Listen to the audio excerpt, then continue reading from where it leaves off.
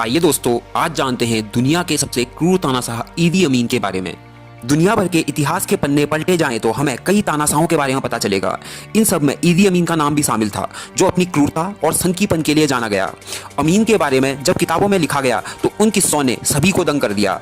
उन सारी बातों के बाद युगांडा के इस तानाशाह को लोगों ने अलग अलग नाम दे दिए। इसके अलावा उस पर अपने ही देश के लाखों लोगों के कत्ल का इल्जाम भी लगा। देश में तख्ता पलटकर खुद को युगांडा का राष्ट्रपति घोषित करने वाले ईदी अमीन का जन्म कोबको में हुआ था। बचपन तंग गुजरा और मां ने ही पालन पोषण किया। छोटी उम्र से उग्र स्वभाव वाला अमीन जब बड़ा हुआ तो मुक्केबाजी करने लगा और आगे चलकर हैवीवेट चैंपियन बना।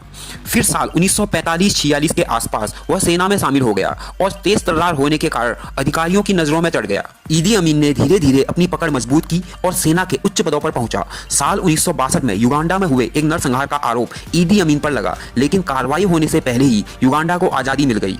इसके बाद तो अमीन ने पीछे मुड़कर नहीं देखा। युगांडा में पहली ओबोटो मिल्टन की सरकार में खुद सेना का नेतृत्व किया, लेकिन 1971 में उसने तख्ता पलटकर खुद को राष्ट्रपति घोषित कर दिया। सरकार हाथ में आते ही अमीन ने क्रूरता की सारी सीमाएं लांघ दी। इसके एक साल बाद ही उसने ऐलान किया कि सभी एशियाई 90 दिनों के भीतर देश छोड़ दें। अमीन के इस फैसले ने सभी को हैरान कर दिया। एशियाई मूल के लोगों का लगा कि शायद अमीन ने ऐसे ही यह बात कही है, लेकिन उसने सच में यह फैसला लिया था। उन दिनों युगांडा में 90,000 के करीब एशियाई मूल के लोग रहते थे। तानाशाह अमीन ने अपने फैसले के बारे में कहा था कि एशियाई लोग देश का शोषण कर रहे हैं और अफ्रीकी मूल के लोगों से तालमेल नहीं रखते हैं। इस फैसले में कहा गया कि यह लोग केवल 55 पाउंड और 250 किलो तक का सामान ही देश से बाहर ले जा सकते हैं। ईदी अमीन के बारे में लिखी किताब a state of blood the inside story of ईदी अमीन में युगांडा के पूर्व स्वास्थ्य मंत्री हेनरी केयबा ने बहुत कुछ लिखा। हेनरी केयबा ने बताया कि अमीन ने अपने दुश्मनों को न केवल मारा बल्कि शवों के साथ भी बर्बरता की।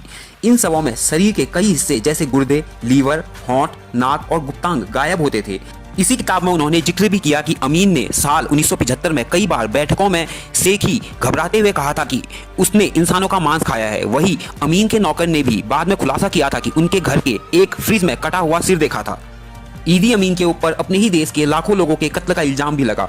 अमीन के शासनकाल के बाद युगांडा में कई जगहों पर ढेर सारी सामूहिक कब्रें पाई गई।